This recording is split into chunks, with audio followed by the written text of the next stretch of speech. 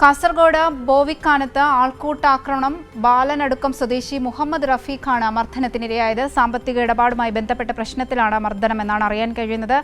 ഗുരുതരമായി പരിക്കേറ്റ യുവാവ് പരിയാരം മെഡിക്കൽ കോളേജ് ആശുപത്രിയിൽ ചികിത്സയിലാണ്. വിവരങ്ങളുമായി സിജു കൂടി ചേരുന്നുണ്ട്. സിജു, എപ്പോഴാണ് ഈ ആക്രമണം ഉണ്ടായത്? എന്തിന്റെ പേരിലാണ് ഇയാളെ ആൾക്കൂട്ടം ആക്രമിച്ചത്? അവധിക കഴിഞ്ഞ ദിവസം രാത്രിയാണ് കാസർഗോഡ് ബോവിക്കാനത്ത് ബാലനടുക്കത്ത് ആൾക്കൂട്ടാക്രമണം നടന്നത്. ബാലനടുക്കം സ്വദേശി മുഹമ്മദ് റഫീഖാണ് മർദ്ദനത്തിനിരയായത്. കെട്ടിയിട്ട് ക്രൂരമായി ആൾക്കൂട്ടം മർദ്ദിക്കുകയായിരുന്നു. സാമ്പത്തിക ഇടപാടുമായി ബന്ധപ്പെട്ട പ്രശ്നത്തിന്റെ പേരിലാണ് മർദ്ദനമെന്നാണ് മർദ്ദനത്തിനിരയായ മുഹമ്മദ് റഫീഖിന്റെ സഹോദരൻ ഉൾപ്പെടെ ബന്ധുക്കൾ പറയുന്നത്. യുവാവ് ഗുരുതരമായി പരിക്കേറ്റ പരിയാരം മെഡിക്കൽ കോളേജ് ആശുപത്രിയിൽ ചികിത്സയിലാണ്.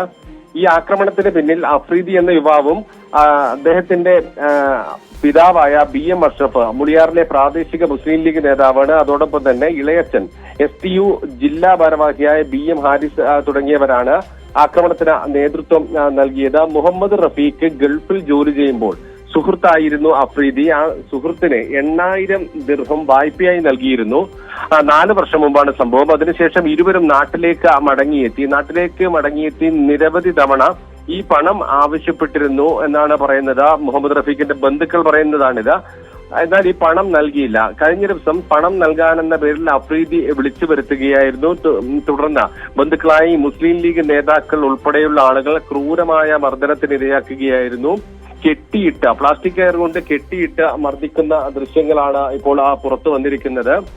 വലിയൊരു മർദ്ദനമാണ് ഏറ്റത്. ക്രൂരമായ ഒരു മർദ്ദനം എന്ന് തന്നെ പറയാം. ഏത് ഇടപാടിന്റെ സാമ്പത്തിക ഇടപാടായാലും മറ്റേതെങ്കിലും പ്രശ്നമായി ആണെങ്കിലും ആയിക്കൊള്ളട്ടെ, ഒരാളെ ക്രൂരമായി മർദ്ദിക്കാൻ പാടില്ലാത്ത തരത്തിലുള്ള ഒരു സംഭവമാണ് ഇവിടെ നടന്നത്. ക്രൂരമായ ആക്രമണം എന്ന് തന്നെ പറയാം. പോലീസ് ഈ സമയത്ത് ഇന്നലെ രാത്രി സ്ഥലത്തെത്തിയിരുന്നു. എന്നാൽ പോലീസിനോട് ഈ അക്രമ സംഘം തട്ടിക്കയറുന്ന ഒരു സാഹചര്യമായിരുന്നു ഉണ്ടായിരുന്നത്.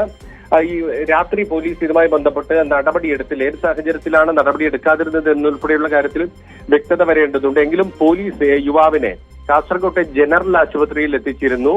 ഇന്ന് ഡോക്ടർമാരുടെ വിശദമായ പരിശോധനയ്ക്ക് ശേഷം പരിയാരം മെഡിക്കൽ കോളേജ് ആശുപത്രിയിലേക്ക് മാറ്റിയിരിക്കുകയാണ്. ശരീരത്തിൽ ആകമാനം ക്ഷതമേറ്റ പാടുകളുണ്ട്. തലയ്ക്ക് ക്ഷതമേറ്റിട്ടുണ്ട് എന്നുൾപ്പെടെയുള്ള വിവരമാണ് ഇപ്പോൾ ലഭിക്കുന്നത്. പരിയാരം മെഡിക്കൽ കോളേജ് ആശുപത്രിയിലാണ് യുവാവ് നിലവിൽ ചികിത്സയിൽ കഴിയുന്നത്. അവന്തിക.